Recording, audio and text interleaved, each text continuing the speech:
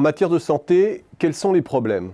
Premièrement, le coût global du système pour la collectivité. Il se situe certes en deçà des États-Unis, mais est sensiblement supérieur à la moyenne des autres pays de l'OCDE. Ce coût est essentiellement lié à la lourdeur du fonctionnement administratif, au prix du médicament ou des prothèses, à l'inflation des actes liés au mode de tarification des hôpitaux et non au surnombre des professions médicales stricto sensu. Deuxièmement, l'offre est contingentée et inégalement répartie, du fait des traces longues laissées par le numerus clausus, de l'attrait des villes et des politiques de fermeture des petites structures. Il existe ainsi des déserts médicaux en France. Troisièmement, il y a une saturation et des goulets d'étranglement à certains nœuds du système, notamment les services d'urgence. Le défi d'une réforme globale est ainsi de réduire de l'ordre de 1 point de PIB l'ensemble de l'enveloppe santé et d'harmoniser, fluidifier l'offre d'un point de vue géographique, réduire les files d'attente et améliorer l'accès en tout point du territoire pour rétablir une équité face aux risques santé. Cela veut dire notamment d'accroître l'efficacité du système, le réformer comme on accroît l'efficience d'un réseau en améliorant sa topologie, le nombre, la répartition des hubs, des nœuds, pour filtrer les flux de façon optimale et améliorer les feedbacks. 2. Injecter de la technologie pour alléger le coût administratif du système. Et 3. Libérer les professions soignantes des tâches administratives qui phagocytent leur cœur de métier. C'est à l'aune de ces grands principes qu'il faut scruter la réforme du système de santé récemment présentée par le gouvernement. Et la réforme va effectivement dans ce sens.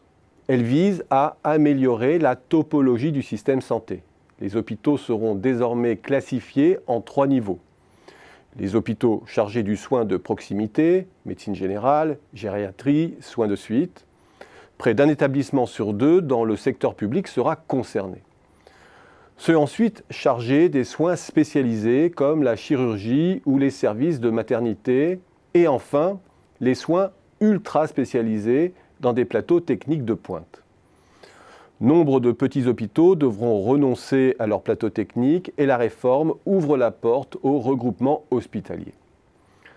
Avec la création de communautés professionnelles de territoires de santé, CPTS, les praticiens sont incités à exercer en groupe et à filtrer les urgences. L'objectif est de déployer au moins 1000 CPTS couvrant chacun entre 20 000 et 100 000 patients d'ici 2022. Ces communautés doivent permettre aux patients de trouver un médecin en urgence de 8h à 20h sans aller à l'hôpital. Concernant la mutualisation, le délestage des tâches administratives, l'exercice en groupe de la profession y participe. Le recrutement de 4000 assistants médicaux va encore dans ce sens. Et le dossier médical partagé, dans le cadre du virage numérique, contribue aussi à cette fluidification. Face aux déserts médicaux maintenant. 400 médecins salariés volontaires seront recrutés et le numerus clausus est supprimé dès 2020. Le financement des hôpitaux est également réformé pour modérer la dérive liée à la tarification à l'activité.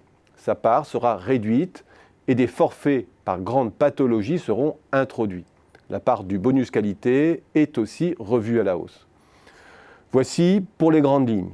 Certes, le plan est faiblement financé, certes, il peut être détourné de ses intentions affichées pour devenir un instrument de downsizing. Mais pour l'heure, sans faire la révolution, il impulse une vraie évolution. Il s'agit là peut-être de la première vraie réforme à portée systémique de l'ère Macron.